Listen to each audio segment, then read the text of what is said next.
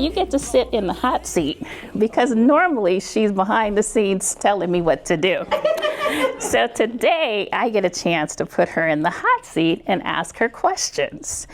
So my first question for you, Cathryn, can I call you Momma Cathy? Cathryn, you can call me Momma Cathy. Momma Cathy. So my first question for you, Momma Cathy, is in your journey, what inspired you to step into the world of public service and nonprofit work, starting with your role as a scheduler for Senator Diane Watson?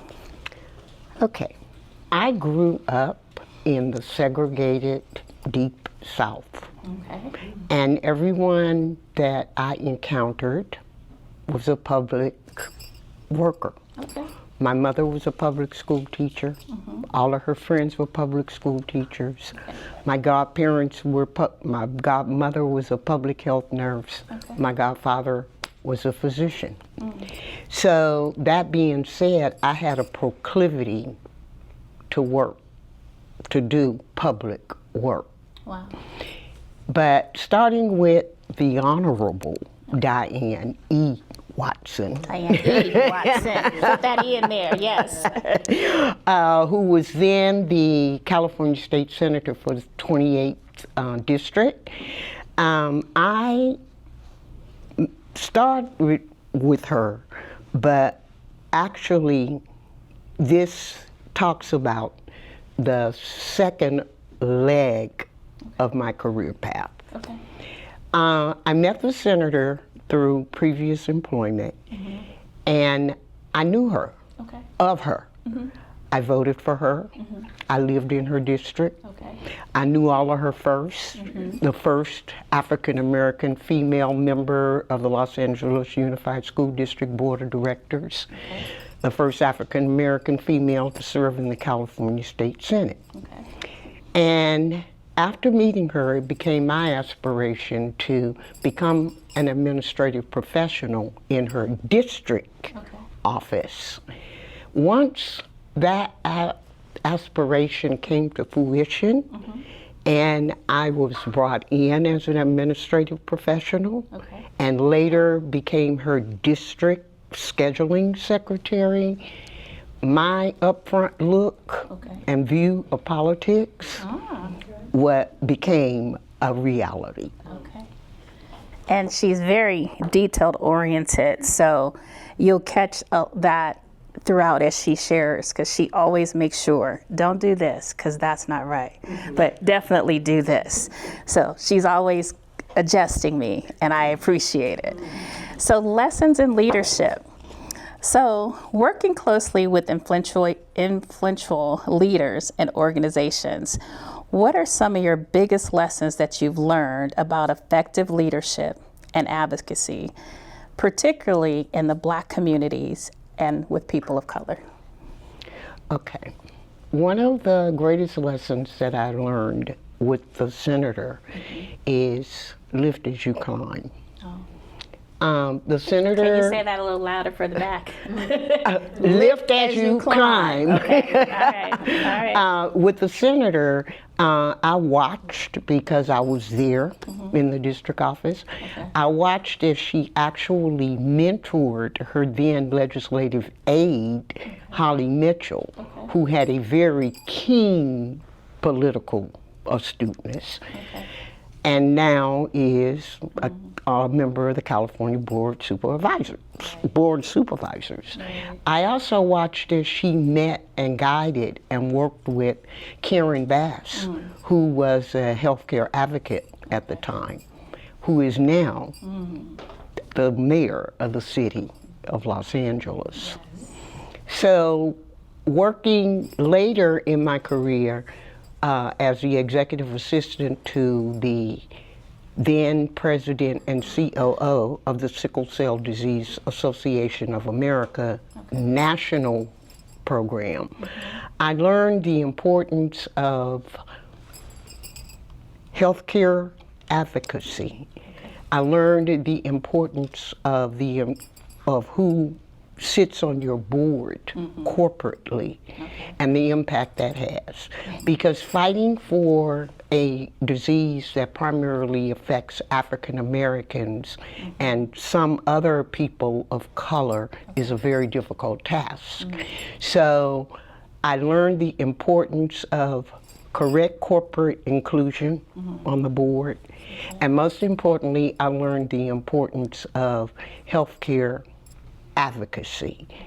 And to that point, the Sickle Cell Disease Association of America, which used to be located in Culver City, California, in 2004, they moved the entire headquarters operation to Baltimore, Maryland, so that they could be closer to the seat of government. Wow. Wow. Great information. Lift as you climb. I love, love, love that. So when you think about the power of an administrative support person, many people overlook the impact of administrative roles in politics and in nonprofits. How would your work behind the scenes shape decisions that were made and the progress within an organization? Okay, being a scheduler in a district office is a very daunting task because the district is where the constituents are. In the state of California, the elected officials are only in the district Thursday through Sunday. Otherwise, they're in Sacramento. So it was important to maximize the public official's time, the senator's time, and she loves everybody. So scheduling her and making certain... He loves everybody too. Scheduling her and making certain that everyone that needed to see her or that the staff in the office felt it was important for her to see was important because the contacts that she made while she was in the district were really did have an upward effect on legislation, on decisions, or even things that would go into legislation. So she had to meet with advocates, she had to go to events, and she had to foster her relationships with her constituents. So behind the scene, no one knows that that scheduling secretary is the one that makes all of that happen.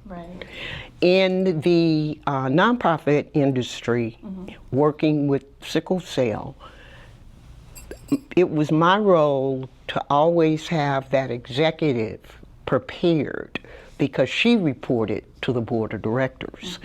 And everything that she brought to the board of directors had to be pristine, ready to go, because she was trying to get things approved or get decisions made. So everything behind the scenes I did for her went to the board so that decisions could be made about the goals and objectives as it related to sickle cell. Wow. Well, I've definitely experienced your attention to detail. And I've also experienced your advocacy in terms of making sure you have the right relationships and making those connections and making sure you keep them and stay connected. So our last question here is, what advice would you give to the next generation?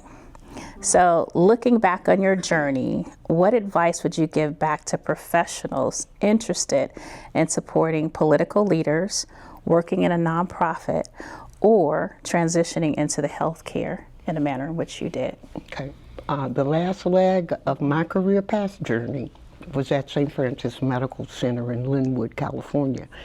There I was an administrative professional in the hospital's foundation, to the COO of a hospital, and wound up on my last part of my stay there as the administrative contract coordinator not negotiating, but working on contracts between the hospital physicians and physician groups.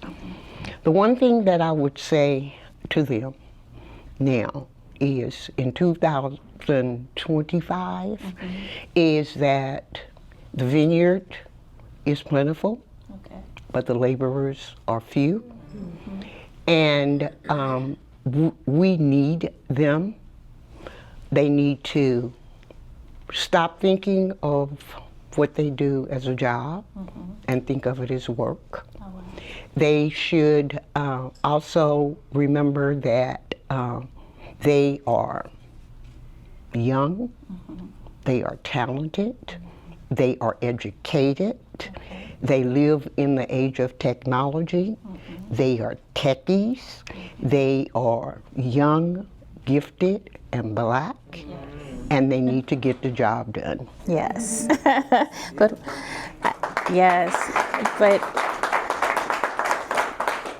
I need to go back because I missed a question. And I know she's going to let me know. So I better go back here. So we want to talk about civic engagement and community impact. Why is it important for Black youth, mature adults, and elders to get involved in local elections and civic engagement? And what are some meaningful ways they can start making a difference? Number one, they need to register to vote. Number two, I think that they need to vote. Number three, they need to be familiar with what's on that ballot. They need to understand the initiative. They need to understand the measure. They need to understand the proposition. And if they don't understand it, they need to go to someone who does. They also need to understand that they should vote not only in a local election, but in every election that they are eligible to vote in. That being said, they also need to understand that one thing that I learned from all my experiences with boards of directors, with the senator, all politics is local. And all politics is local is because whatever decision is made, it impacts individuals, it impacts families, and it impacts communities. It does, yes. We'll conclude on that note. And thank you for your time, Cathy. You are truly a hidden figure that has continued to grace us with your presence. Thank you. So thank you. All right.